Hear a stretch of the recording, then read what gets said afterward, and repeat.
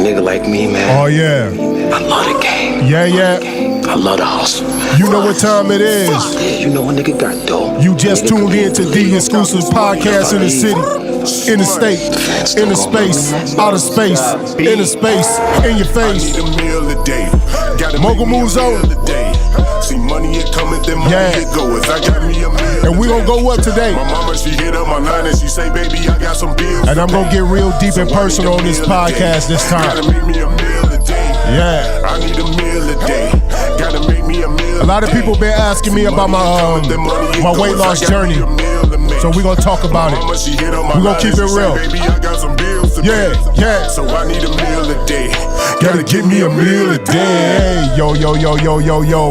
You just tuned in to the most exclusive podcast, Mogul Moves Only, with your boy Big D the Mogul, a.k.a. Shook Diddy, a.k.a. Illuminati Jack, a.k.a. Big Thanos, a.k.a. Heaven on Earth, a.k.a. Fuddy Duddy, a.k.a. Dry Rub Shawty Wide, because I'm good before the drip, I don't need no sauce, you underdig? And hey man, this is just like a real special podcast, man. You know, I don't have no guests this time, but I'm going to take y'all on a journey, man. A lot of people know me, man. They saw me as my bigger self.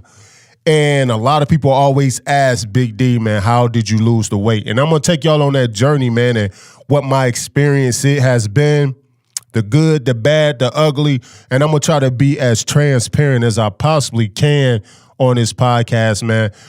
Shout out to everybody that's on live, man. If you got any questions, please chime in. I'm gonna definitely try to do some, try to answer the questions or whatnot. But before we get started, I just want to tell everybody, man, we recording here right now at Mogul Media Studios. My recording studios, man, is super dope. Probably one of the most exclusive studios in the city where you can come and get the ultimate quality experience.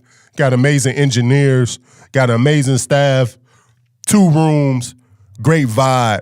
Everybody try to come in the door, man. Shout out to Young Money. They was out here last week, man. Shout out to a lot of people who've been rocking with us. I mean, so if you ever need audio recording, podcasts, voiceovers, productions, great environments for visuals, man, hit me up. You can hit the website, mogulmediastudios.com. Check out the Instagram at Mogul Media Studios. You can check me out at Big D _ the Mogul. Please make sure, man, on this episode, if you're watching this, to subscribe, comment, rate. You can listen to the audio of this video, this podcast on Spotify, podbean.com, iHeartRadio. You can stream the audio also on YouTube. You can also watch this interview or this discussion on YouTube. All you got to do is search Mogul Moves Only on the Mogul Network on YouTube. Check it out, man. This is going to be a great, great time, man. I swear I'm going to get very, very in-depth, man, very impersonal. Get very personal with my journey, weight loss, going to be diabetic and high blood pressure and all that stuff, man. I'm going to talk about it all, and I'm going to try to be as transparent and touch every topic I can. If I miss something, please, you know what I'm saying, please do not hesitate to reach out to me. You can email me, teammogulmedia@gmail.com. Again, teammogulmedia@gmail.com. If you have any questions or concerns, or you just want to go ahead and share your experience, also just make sure you can also leave it in the comments, man. Please share your experiences. A lot of people out there who are going through a lot of things, so we're going to talk about it. So I'm going to start, man, growing up, right? As I've said on plenty of episodes, man, grew up Detroit, West Side, Joy Road, you know. And I always been a big kid. In fact, I always been a bigger than average kid. Some of the struggles that I dealt with as a young guy, man, is, you know, Little League football, right? You know what I'm saying? You got all your little homies running around playing Little League football, you know, 8, 9, 10 years old, and I'm 10 years old, and I'm about the size of a 14-year-old. You know what I mean? My mom's wasn't about to let that happen.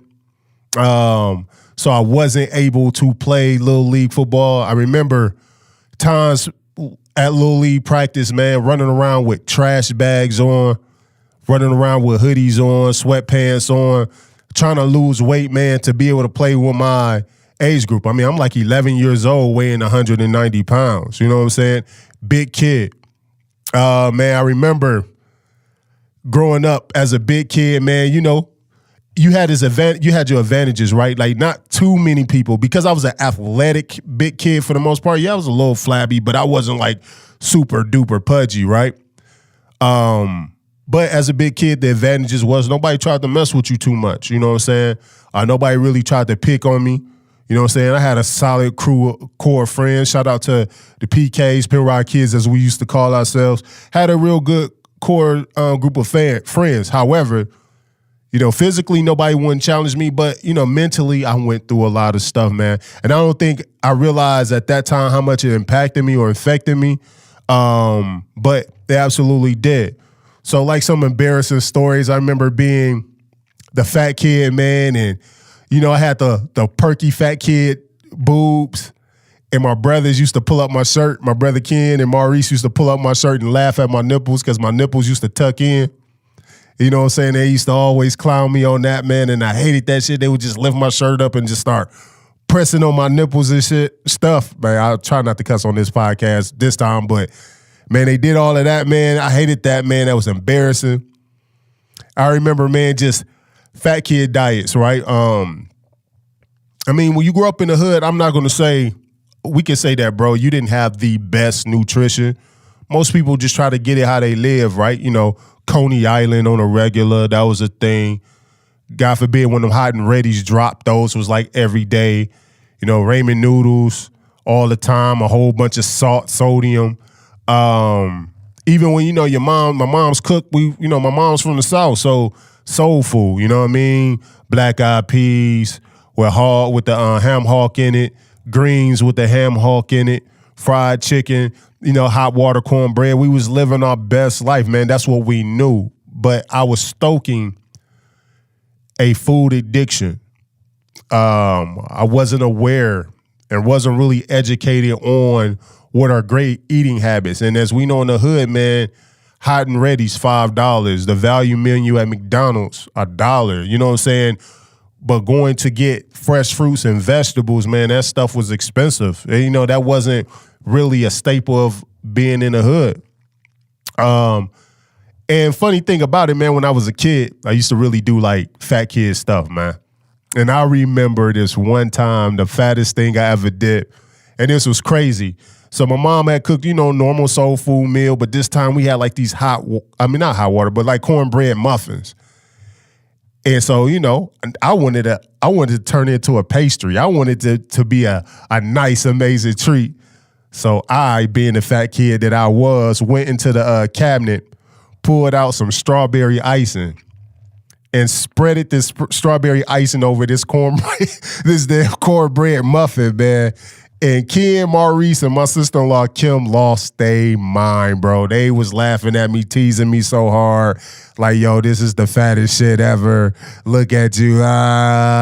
Bro, you so fat. What were you thinking? You know what I'm saying, bro? I didn't know, like, this was a terrible idea. In my head, I'm like, yo, it's a muffin. It kind of look like a cupcake. This will be delicious. But, man, they shamed me so bad, man, and I felt so bad. But nobody really ever gave me the tools to overcome being that fat kid. So kind of back to what I was saying earlier, you know, trying to play Little League football, running around with all this stuff on as a kid, trying to lose weight to make a weight limit that I never ever achieved. If I wanted to play football, I was going to have to be a 10-year-old, 11-year-old playing with the 14, 15-year-olds.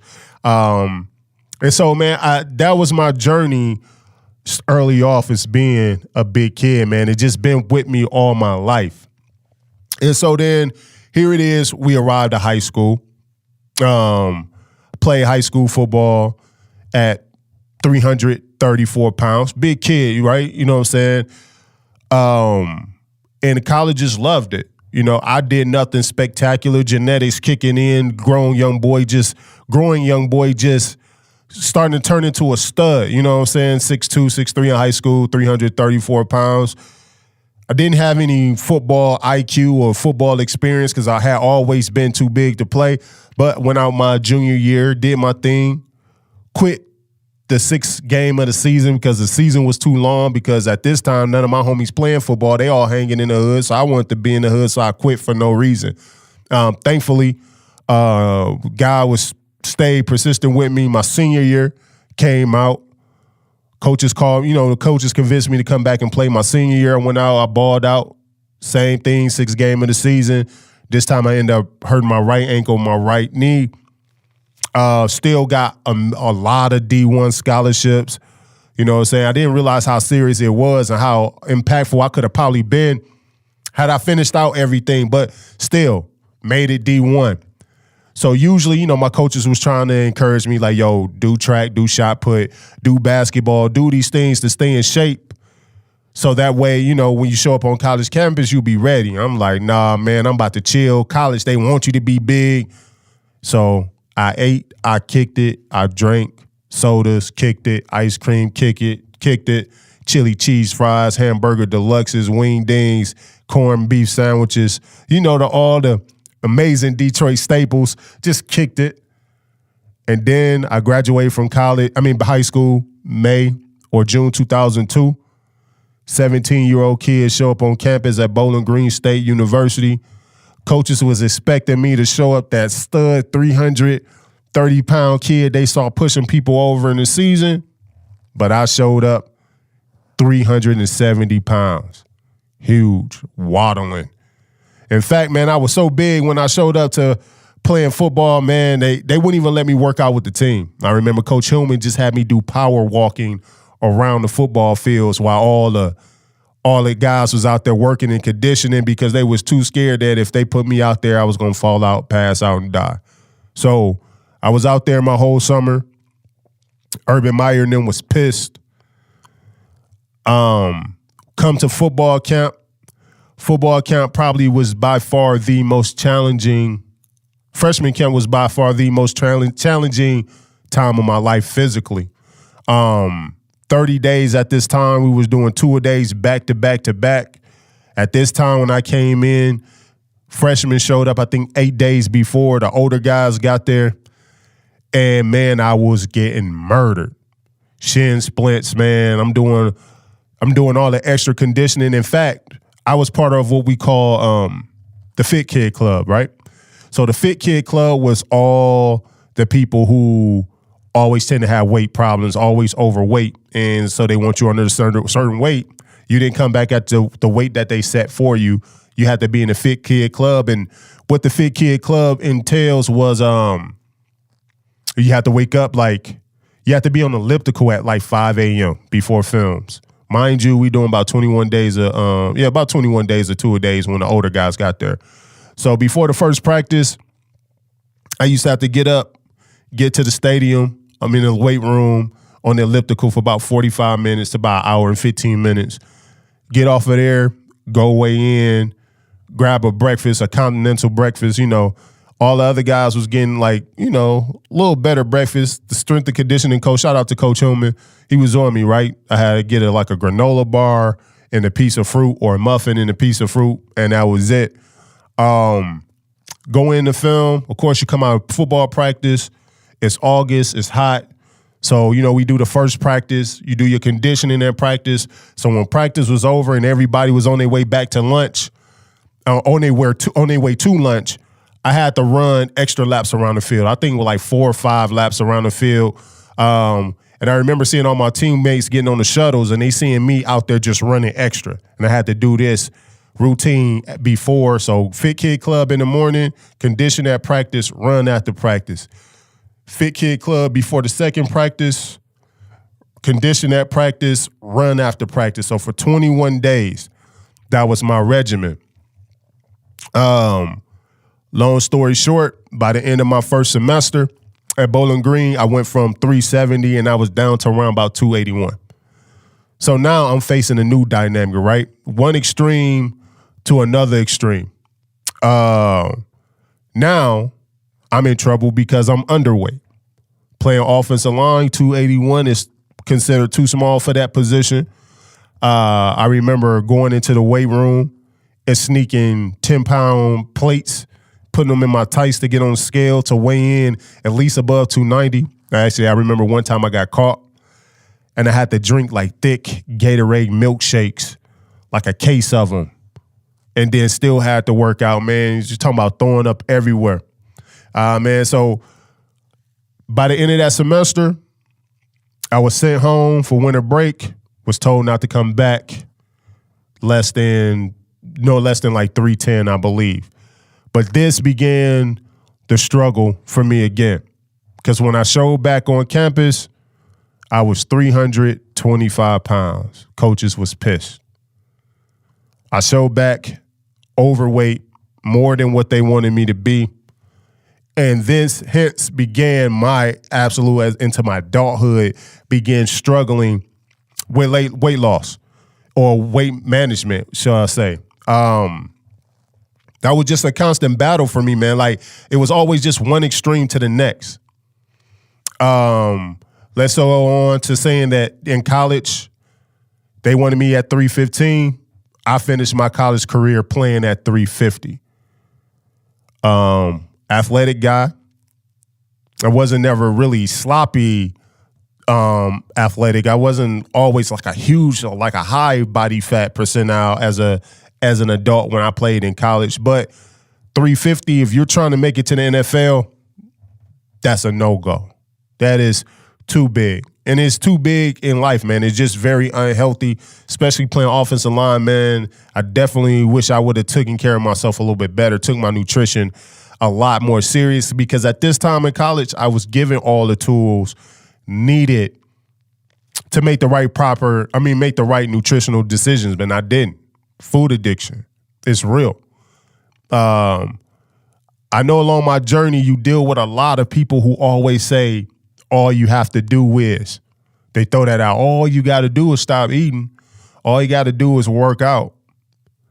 But this is like a person who don't smoke cigarettes trying to tell a person who smokes cigarettes how to stop smoking cigarettes. You don't understand the struggle. You don't understand how hard it is and how disappointing it is that you know the way that you're living is wrong, but yet you can't. It's finding it very difficult to stop. So you deal with a lot of insecurities. You deal with a lot of depression as you look behind it, because nobody wants to feel that way. In fact, my situation is different. I had a chance to potentially earn millions of dollars playing in the NFL, but yet I decide to eat myself out of the league.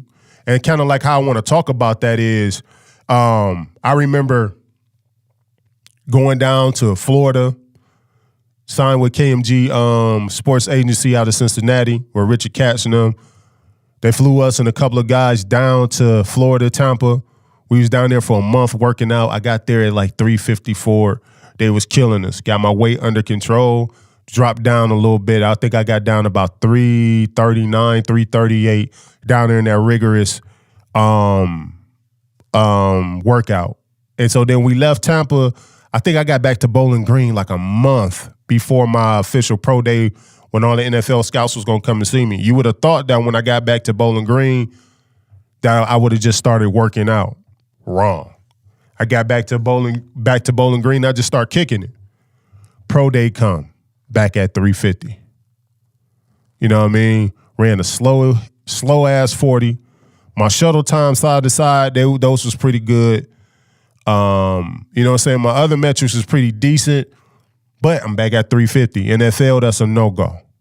But shout out to the 49ers, man. They really, really stuck with me. Justin Chabot, he called me, hey, man, how you doing? Get that weight down. You know, me and him develop a real strong relationship. He really tried to guide me. And then I remember he said, hey, I'm going to be here at Bowling Green on this day. I want to do a private workout. I need you at this weight, certain weight. I think I need to be back at 335. I'm at 350. So I'm like, man, here it is. I'm BSing. I'm bullshitting around. And I know y'all probably want to hear me cuss, but that's okay. I'm sorry, but I was bullshitting around. And not working out, kicking it, you know what I'm saying, having a good time, reading all these stupid articles of, Derek Marcray, top 5, top 10 offensive linemen in the nation, and getting to speculate and hang out with all my friends, like, oh, bro, I'm going pro. You know what I'm saying, this and that, BSing in school, because I jacked up that last semester in school because I thought, oh, man, I came to college to get more money, but I'm going to the NFL. I'm about to make more money, so what's the whole purpose of college? I kind of like really BS'd a lot. And then 7 days, I forgot all about the 49er workout. I think maybe about 15 days, about 2 weeks. Justin was like, hey, I'm going to be in Bowling Green on this day. We're going to do a private workout. And I went and stepped on the scale. I think, I was about 351 again. I'm like, dang. I was like, all right, cool. He's like, I need you at 335.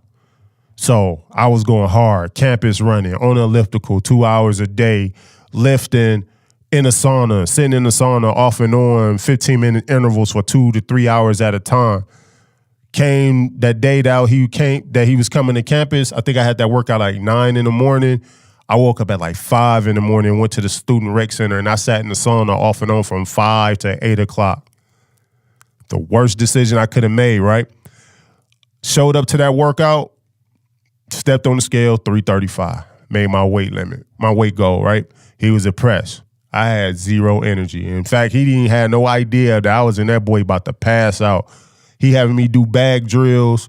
I'm doing bag drills. I'm sticking the bag. I'm doing good on that. And then he hit me with, I ain't trying to kill you or wear you out, but I just want to see where you are, see you run. And I had to run 300-yard shuttles. No, 360-yard shuttles. So it's like 5 back, 10 back, 15 back. I had to do those. And I was gassed. And he could tell, he was like, yo, why you not finishing through the line, man? And I was like, I was out of there. So long story short, 335, the draft come. Didn't get drafted, right? So draft goes off. A lot of teams calling me, want me to come in, camp, you know what I'm saying, New Orleans, Redskins, Cleveland, a lot of different places. So I went out to the Redskins. Soon as I got there, you know, my cousin, Chardrick, rest in peace, that's when I found out he died. So mentally, I wasn't there, man. On that one, I didn't do as well as I wanted to out in the Redskins, but then the Saints was like, come here. So I went down to New Orleans, love New Orleans because they ran the same offense we ran at Bowling Green, but guess what? I showed up again, 350 pounds, not taking it seriously. And you know, for a long time, I didn't understand. I kept blaming everything else. Like, I don't know what it was. I did my best. God just turned his back on me. No, man, I wasn't taking care of myself. I wasn't thinking the right way, getting things done the way that I needed to. So I show up on the Saints campus, 350 pounds, out at rookie camp. I'm balling. Killing cats, 101s, pass rush, balling. Picked up the offensive scheme easily because it was the same thing that we ran at Bowling Green, balling. So when it's time to come to find out, you know, who made the squad or whatever, who getting invited to OTAs, all that good stuff, I just felt like I was a shoe-in because I was balling. People was calling me out on one-on-ones and I was winning everything. But I never got that call. Shout out to Buck Kenny them as WGA Gym Fitness there in Americus, Georgia, man. I got there, those guys got me back in shape. We waking up at 6 in the morning. And those guys, man, they really, really pushed me to be better. Got a couple of arena football offers. Went out to San Jose. SaberCats did a tryout out there, man. Did like a crazy bench press thing, man. I think I had like 38 reps with 225. Got out there, did a lot of one-on-ones, balling. Things, you know what I'm saying, was looking up for me. In shape, taking it seriously. I had 2 arena football teams really competing for me to come play. I think with San Jose, they was getting ready to offer, I think with like all my incentives for one season would have been like around like $120K. So everything was looking better for me. Then I remember in the gym working out because I was due to report to football camp for San Jose, I think about that January. And I was in the gym getting it in, working out hard. And I remember it breaking on news on ESPN. Arena football has canceled its football season. Boom. All this time I spent, you know, BSing, playing around, not taking things seriously. I wasted. The one time I finally decided to take it all seriously, I lost everything, right? The season folded. NFL Europe is gone. There wasn't really no other outlet. Went and played Arena 2. When I went to Arena Football, played Arena 2, man, you making like $250 a week, something like that, $500 a week, something. It wasn't much, man. And depression starts setting in, man. At this point, forget it. Forget football. I just started eating. That was my comfort. Moved out here to Texas, 2010. Dallas, probably showed up here about 360, 365. Shout out to my Aunt Janice. She decided one morning we're going to start walking together. So every morning her and I got out walking, and Aunt Janice was walking circles around me. I mean, I'm walking, my back tightened up, calves tightened up. I can't even walk now. Going from being a stellar athlete to can't walk a couple of minutes while my back locking up. She about a half a block up ahead of me, kicking my ass. But eventually I got back in my pace. I got back in my rhythm, start working out, start getting better shape just for myself. Now it's not even about football, it's for myself. And I found myself so back in such a great shape, I decided, I think 2011, 2012, I'm going to give football one more shot. Arena 1 back. It's about a shell of what it was before it canceled. And 2008, it's 2011, 2012. Decided to go up to Cleveland and play for the Gladiators. I went up, I had a great time. In shape, came back. And then, I don't know, came back. I met my wife while I was in Cleveland. And, you get in a relationship, you got that relationship love. You just out to eat, having a good time, laying up. Those are good things. But now this time, there wasn't really no going to the gym like that. Coming back at like 330. Next thing I know, I was like 380. At this point in time, I know things are getting bad because I'm like literally every few steps I take, my back, my butt, everything just locking up, spasms. I remember one time we went to New York. That was a terrible experience. New York, man, everybody move fast. It's definitely not fat person friendly. Everybody's moving at a fast pace. Is it get right or get left, or really get right or get ran over? We had a driver, but everybody decided, we're going to hop on the subway and go down to Macy's and do all this stuff, man. Because they had Delta had lost my bags. We decided this great idea to walk to Macy's. I get in Macy's, I'm leaking in sweat, back locking up. I'm just trying to find somewhere to sit down. We leave Macy's. I'm thinking maybe we get in a cab and just drive back, get a ride back to the hotel. No, we decide we're going to take the subway, take the scenic route. My mom, 60-something, she walking circles around me. I'm walking, my back locks up. I get in the hotel room and lay out on the floor and my back just spasming. Something has to change. At this time, I think I may be like 380, 390. The next day, we decide we're going to try to go see the little, I forgot what they call it, a skyline, a skywalk or something, where you take the picture, it look like you're hanging off the side of a skyscraper or whatever. We were standing in line maybe 10 minutes, and my back started locking up to the point that I decided I'm going to leave and go back to the hotel. And I was going to try to catch a cab, and mind you, the hotel is only 3 blocks away. I stepped outside and could see the hotel at the end of the block. But my back was so locked up, I really chose not. I mean, I really considered jumping in the cab, but I still pushed myself to walk. Those are like some of the embarrassing things. Another time, I knew that it was time for me to change my life. Honeymoon, coming back from Greece, I think, had a connecting flight. And we was barely making the flight. Amber take off running. I'm trying to take off running behind her. Back start locking up in the airport. She makes it to the gate to get on the plane. But because my fat ass couldn't run, or he couldn't even power walk, just completely back locked up. We got to the gate and they wouldn't let us on the plane because I got there too late and we had to wait 4 or 5 extra hours in the airport to catch another flight because I couldn't run. In my head, I realized that this time if something popped off, I couldn't do nothing protecting. Something had to change, right? So I've been going on this journey. Getting back, we decided we're going to try to work out, get this stuff together, get our lives together.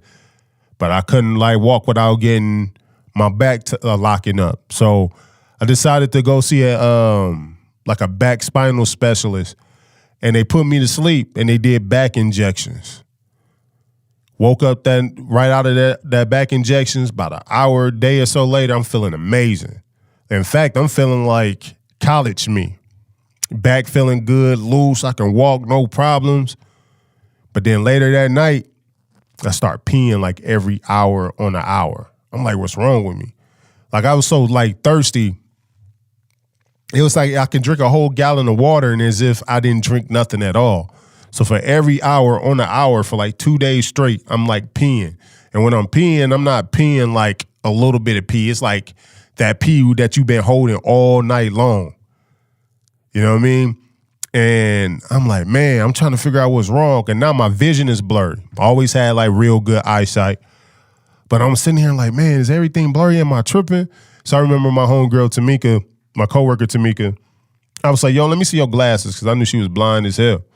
So I took her glasses. And when I put her glasses up to my eyes, everything cleared up. And I'm like, how all of a sudden from one day I went from perfect eyesight to blurry and peeing every hour and thirsty constantly. Not knowing that these shots, getting steroid shots, and me already being big, it spiked me over into becoming diabetic. And my numbers were so high, I want to say I was like 380 something. It was like something crazy that when I saw the endocrinologist and she saw that number, she was like, did they hospitalize you? I was like, nah. You know what I'm saying? It was just that high that I was at a point where I could have really went into a diabetic coma. Something has to change. Now I'm diagnosed with high blood pressure.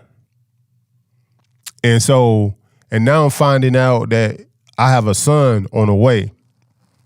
And I never wanted to be that dad, man, that was sitting from the couch, observing his life from the couch. I didn't want that experience. I wanted to be able to really, really, really be there for him and really be a part of his life. But I couldn't control or gain control of my eating habits. And my body was so torn from playing a sport that I, enjoyed for so long. And now carrying all this extra weight, it just mounted more problems. And so I began looking for answers. And I remember one of my friends told me that her mom had the surgery. And she referred me to the doctor. Now, prior to going to see Dr. Fox, I did go see Dr. Kim, who was a pretty known bariatric surgeon here in Dallas. I went and saw him like twice, but I backed out of the surgery because I kind of told myself like, nah, you know what? I don't have to do that. I'm going to go work out. I'm going to get everything off on my own, naturally. And I really attempted it. I really had good intentions, but I wasn't able to achieve it. So finally heard about Dr. Fox, went in, and everybody's insurance is different. And so now I'm going to kind of go into this weight loss journey, the bariatric sleeve. So for people who don't know, the surgery that I chose was the gastric sleeve or sleevectomy. I'm done by Dr. Fox at Fox Bariatrics. He has since retired, but he did an amazing job. But at this point, I want to kind of go through and let you know the things that I had to overcome choosing to do this surgery, and to try to give y'all as much information as I possibly can, that if you're considering this surgery, is this the way for you to go and whatnot. I want to give as much information because a lot of people ask me all the time, questions about the surgery. So I decided I was going to do the surgery. My insurance required that I did 6 months of nutritional meeting with professionals like a nutritionist. I had to do a psych evaluation. I had to do a sleep apnea test. In fact, when I went to do my sleep apnea test, I was like, well, how many times did I stop breathing in my sleep? The lady was like, over 160 times. I was like, what? I was like, well, then how many times does the average person stop breathing in their sleep? She was like, 3.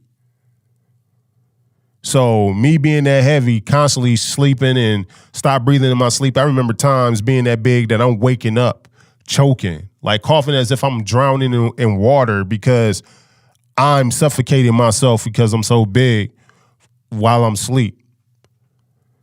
So I felt like, I don't know, I'm probably about to get the saying right, but it was like extreme matters calls for desperate measures, some crap like that. But y'all know what I mean. So it was like, I'm in a life or death situation right now. I'm diabetic, high blood pressure, sleep apnea. I got so many ways that's going to take me out ASAP. And time to make a drastic decision. So I advised my family, like, hey, I'm really considering I'm going to move forward with the weight loss surgery.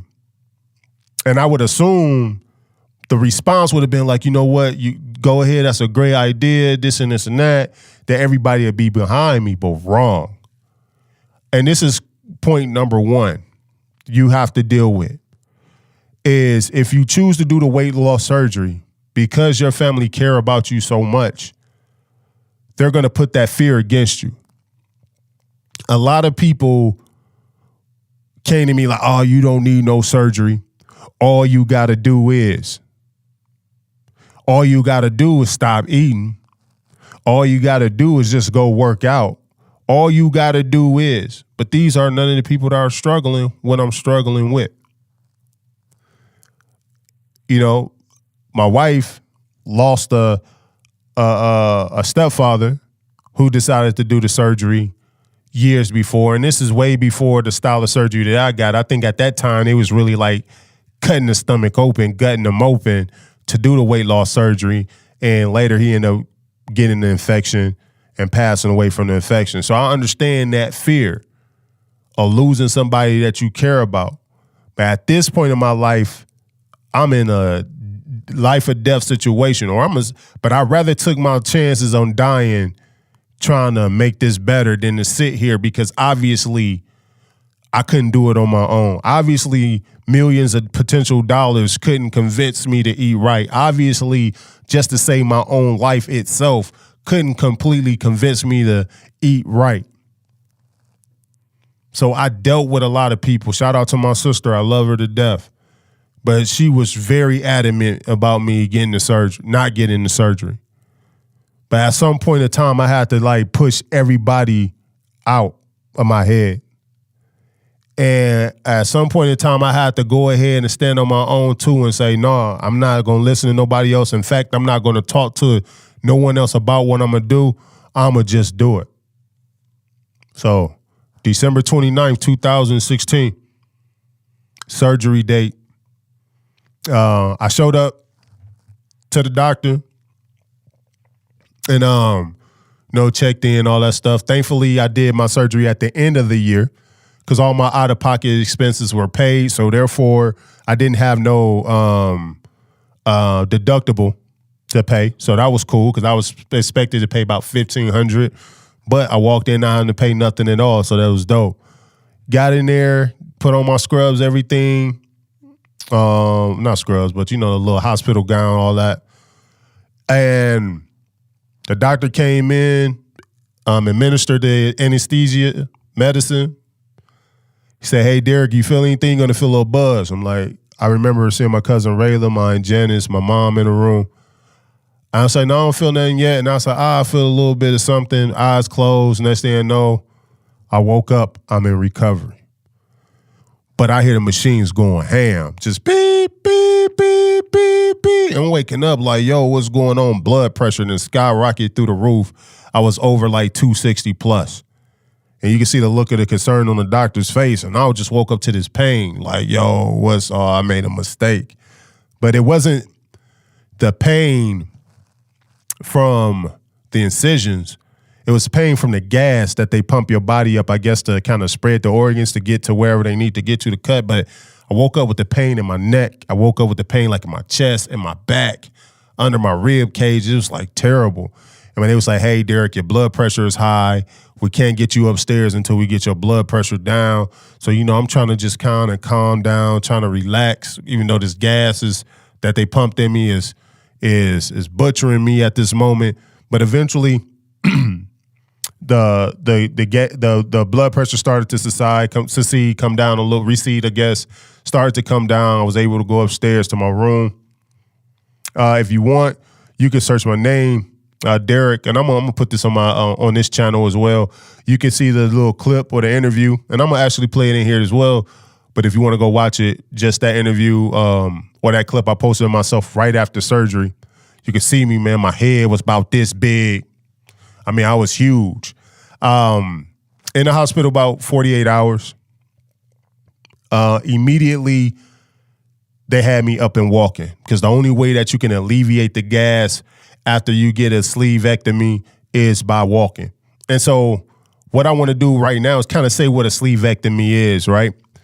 And I should have said this. So you got kind of like 3 different type of surgeries you can get. Maybe they got more now, but you have the gastric, the band that people put around their stomach to make the stomach tighter, to make you full faster. But I didn't want to deal with that because I heard too many stories after researching it that band be slipping or people eat the band and it snap. I don't want anything that you was going to have to put in me and then go back in and do again. I wanted something that was going to cut. And once I'm done getting cut, I'm finished. They had the gastric bypass, but that wasn't I wasn't at that point where I needed that. You know what I'm saying? Like had I got the gastric sleeve, I would have went from 424 pounds, what I was the day going into the surgery. That would have put me down like 180, 190. And no, I wasn't trying to go that small either. But the gastric sleeve got me in that frame where I wanted to be at, that 290 to that 240 range in there.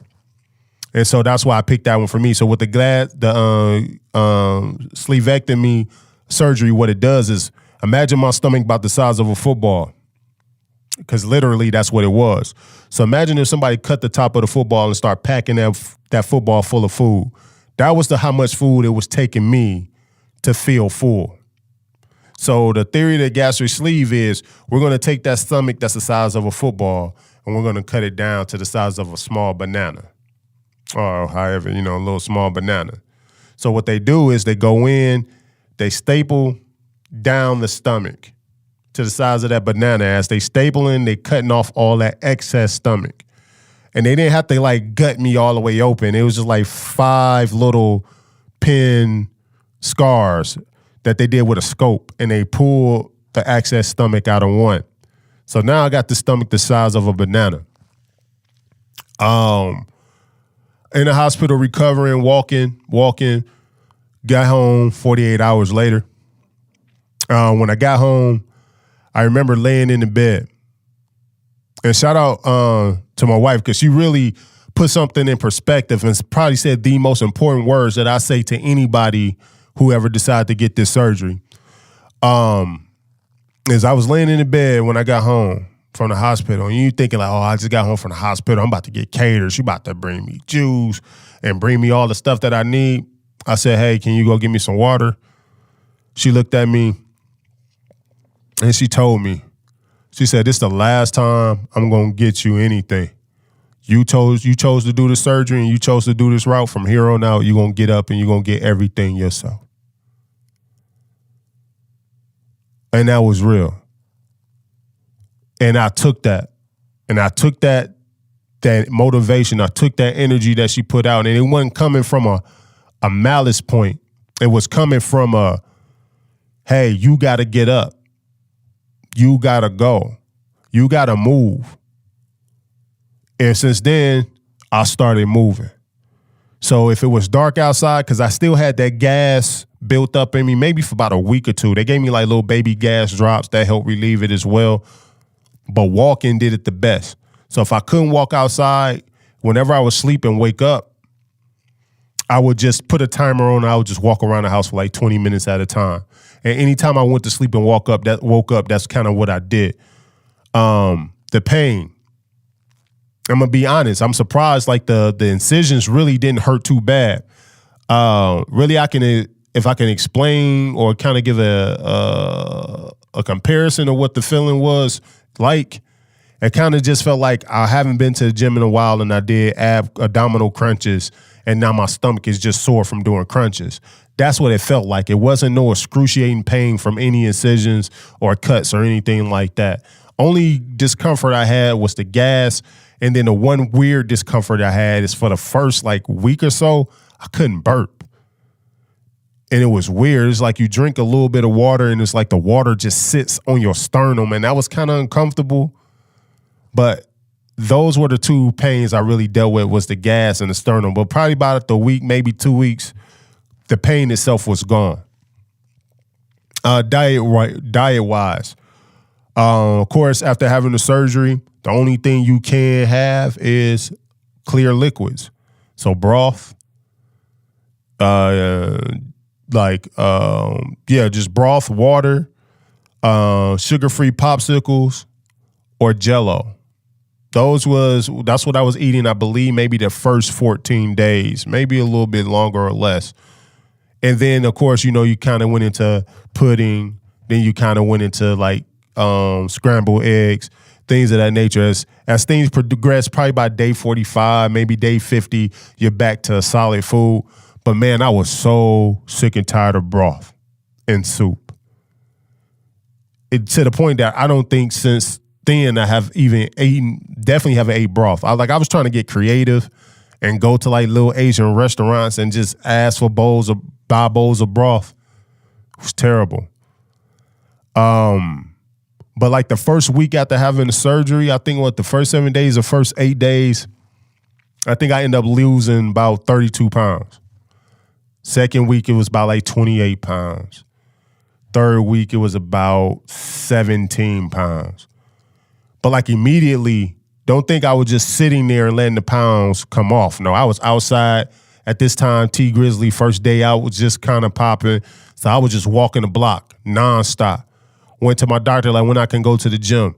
They was like, oh, you can go, but you can't do like no crazy lifting, don't do no abs. So I would like get the 15-pound weights and like do as many reps as I could with super lightweight. I don't think I should have been doing that. I'm not advising you to do that. Really talk to your doctor. But I was adamant about what I wanted to do and how I want to transform my life. Once I did that, the weight started coming down. So now this wardrobes, I think before surgery, I was size 54 in the waist, jeans, size 4XL T, if you want to look at like Ralph Lauren polos, but really those was like, if they was regular X sizes, you would say about 6X. A lot of those clothes I've since given away, but I knew that since I was going to drop a lot of weight, instead of buying new clothes over and over again, I just kind of took the clothes that I had and went to the cleaners, to the tailor, and have them begin just cutting down as I was dropping until I got to a point I felt like I hit a number. Well, okay, now I can go rebuy some stuff. But that's kind of how that was. Even now, it's still weird to me that I can actually go to the mall and buy regular size clothes. Right now, this shirt a little big, a little loose than I like it. This is like a 2X. Got this from the Gap. Jeans I wear, depending on the cut, either 38, 40 in the waist. But it's still weird because I still find myself going to that big and tall section, trying to find 44s and 46s, and when I put it on, and still be shocked how big those clothes are. What else? And so then, that was kind of my journey into the weight loss process, man. Here it is, 2 years, going on 3 years in December, but we say 2 years, 6 months since I had the surgery. And the process has been pretty amazing. However, I'm going to go over some things that I felt like that you probably want to know. Some complications that I dealt with since having the surgery. Around 1 year, 6 months, all the hair in my beard start to fall out. I mean, I've since, as you can see, grown it back. But all under my chin, on my my cheek, under my chin, completely bald. I mean bald as if no hair follicles had ever grew there. So you have to really focus on trying, even though you don't be hungry most of the time, you have to focus on trying to get as much protein as you possibly can, because I can't grow hair on my head. So I'm quite sure if I could, probably the hair on my head was falling out too, would have fell out too. But that's what happened to my beard. Another thing is things you want to try to stay away as much as you can. Sodas will cause your stomach to bubble up, make you gassy, make you want to vomit. Also, your doctor is going to advise you to really stay away from soda because it makes your stomach expand more, which eventually means you can put more food in it, which eventually means that you can really end up gaining more weight. I think a great number, I don't know the statistic, but a great number of people who have surgery tend to gain the weight back, because the problem is not the weight. The problem is the mind, the food addiction. So it's every day it's a battle, really telling yourself, I'm going to change and I'm going to stay this, and I'm going to continue to work on this change and continue to focus on eating great. Because the great thing about this surgery is you can only eat a little bit still and you'll be full. So eating a salad or eating some grilled chicken, you will be full. That food addiction, though, tells you, but we want some more chips and we want something salty and we want something super sweet. And it wants you to keep eating and eating and eating, not because you're already full, but just for out of pure enjoyment. And even now, going into my third year after the surgery, I still battle with that food addiction. That food addiction is still very, very valid in my life, that I want to eat ice cream and I want to eat fried chicken all the time and I want to eat French fries all the time and I want to eat chips all the time. And I have those things sometimes, but I do really my best to make sure I minimize those things. Another thing that you're going to find weird is going to the restaurant. I used to be the first one done with my meal because I ate my meal so fast.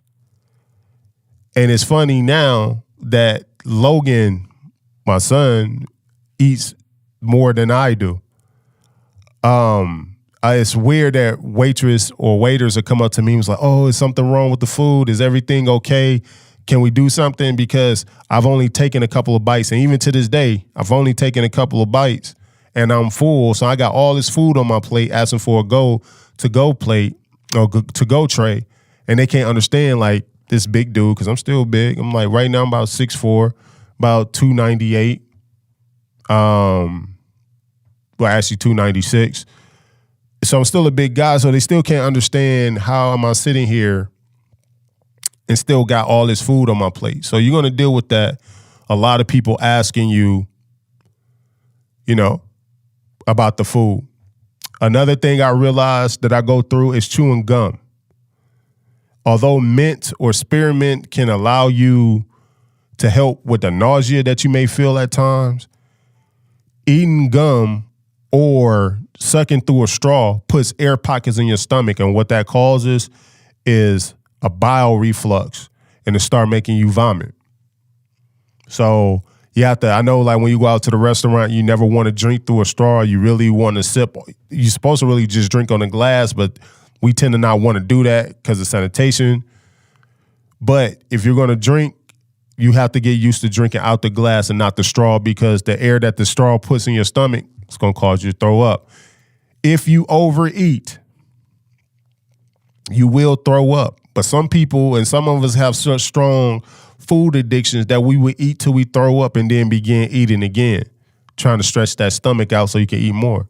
It can be very depressing. That's why they have you go see a psych evaluation or a psychologist, because food has been our crutch for so long. Food has been what we felt like is our friend for so long. But the problem with that is it's what's killing us. So that food addiction, man, it can get very depressing, because you want to eat more because the food tastes so good, but your body is telling you absolutely not. I cannot eat no more. It's like a little newborn baby. When they overeat, they spit up. Same way, where after having a gastric sleeve, is that if you overeat, you're going to throw up. And it's not one of those things where like, oh, I kind of feel like I throw up. It goes from, oh, I ate more, I feel good, and all of a sudden, boom, it hit you, and now you running to find somewhere to throw up. I'm gonna be honest. There's been times where I drink too fast and I'm riding in my truck, and that same cup I'm drinking out of is now I'm throwing up in that cup while I'm driving. There's been times when I'm at work and they got little potlucks and I want to eat a little something, but now I'm not. It's not that I'm eating too much, but now I'm eating too fast. And next thing you know, I eat something and I'm sitting there chilling, and now immediately I got to throw up at the bathroom all the way over there. And I don't want to throw up in this can on this floor in front of everybody. So luckily I have a cup on my desk, and I have to grab that and run into a conference room and throw up in the cup. These are some of the things that you can deal with. And these are some of the things that some of us will deal with because, wow, we really do have a food addiction. It is real. I wish I can say exactly how to conquer a food addiction. All I know is what they say. If you do something for 21 days, you could create a habit. Well, stay focused on eating fresh fruits, eating fresh vegetables. During this process, I tried vegan after I had the surgery. It was kind of cool. But I think quote unquote vegans wouldn't probably call me vegans because I didn't care about animals enough to try to figure out everything that's in this product, if it's from an animal or not. So that's kind of why I stepped away from vegan. Vegetarian was kind of cool. That was easy. I did that. I think we did it for like 6 or 7 months. That was cool. But you know, since my beard fell out, I had to find a way to get a little bit more protein. I know a lot of vegans, shout out to my homie Art, doing this thing. They're going to say, hey, you can get your protein from vegetables and all that stuff. I don't know. And it's probably, you probably could. I just didn't do enough research.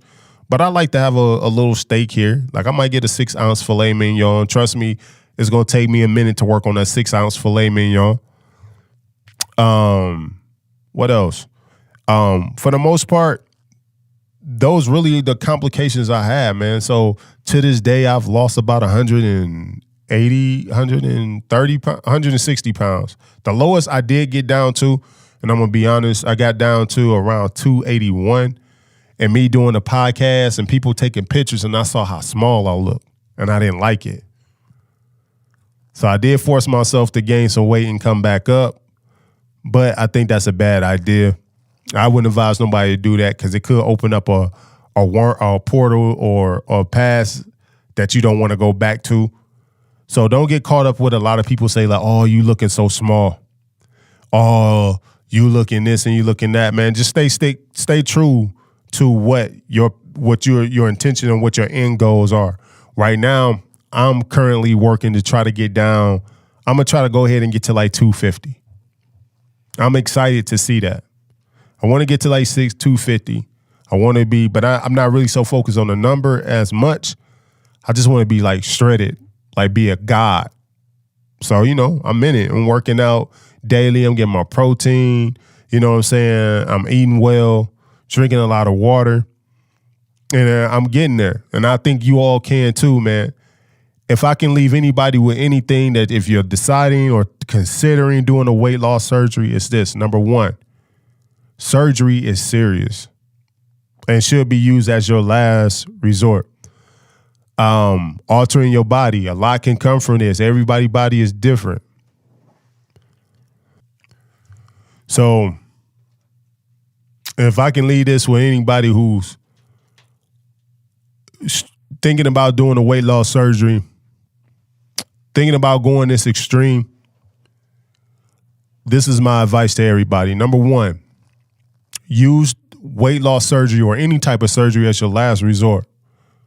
Do a lot of research, consult a lot of professionals, but it's a very serious business altering your body. So if you can harness the energy and the strength to do it naturally, to eat food, the proper foods, to create an exercise regimen, because these are the things that you're still going to need to be successful on the other side of surgery. But if you can do it before surgery and avoid surgery, I absolutely encourage it. I don't want by any means people to think that I woke up one day and said, hey, I'm not going to work out. I just want the surgery and cut the corners. No, I've dealt with trying to work out fitness. Again, like I said in the beginning, I had a chance to play pro football and had all the tools at my hand, and I wasn't able to overcome it myself. So if you can do that and get around the right professionals, trainers, nutritionists, doctors, family members that can help you get to that level without surgery, get to it. But if you felt like you've done all that you can do and that surgery is the way for you to go, then 1, again, research your doctor. Number 2, check with your insurance. Number 3, work out already. Start it now. Start working on and practicing on eating well. Try to cook, your meat about the size of the palm of your hands, or your vegetables or things of that nature. Start trying to learn how to cook and get good, whole, fresh produce. Now, I would say another thing with the weight loss surgery is, depending on your family members, man, get some strong people in your corner that's going to keep it real with you. But I wouldn't, in my opinion, from my experience, I wouldn't go out and just try to tell everybody. Everyone is not receptive to the procedure. Just be kind of focused on, or just stay focused on, like, hey, I'm gonna change my life. I have something to live for. Because I know since I had the surgery, man, I get to get out in the backyard and run with my son, kick the soccer ball. You know what I'm saying? I can walk, and my back ain't tightened. I can enjoy festivals now. I can go to the grocery store and go grocery shopping without leaning all over the cart and my back locking up. I can enjoy so many things now. I do have a new outlook and a new take on life. But again, surgery is very, very, very serious. But there's a lot of doctors out there who are professionals, who are knowledgeable, and who know how to help you out. So if you feel like this is something you want to do, research it. If you have any questions, again, you can always reach out to me at teammogulmedia@gmail.com. But again, man, I appreciate y'all listening to me, listening to my journey. If you're watching this or listening to this, please go watch the interview or watch my episode, because on here, I'm going to post some post-op pictures, some pictures during the operation, pictures afterwards, where I am now, to try to encourage you guys. But again, if you have any questions, please don't hesitate to reach out to me. This again, your boy Big D the Mogul, a.k.a. Suge Diddy. And this is my weight loss journey. Peace out. I need a meal a day. Gotta make me a meal a day. See, money it cometh, then money it goeth. I got me a meal to make. My mama, she hit up my line and she say, baby, I got some bills to pay. So I need a meal a day. Gotta make me a meal a day. I need a meal a day. Gotta make me a meal a day. See, money it cometh, then money it goeth. I got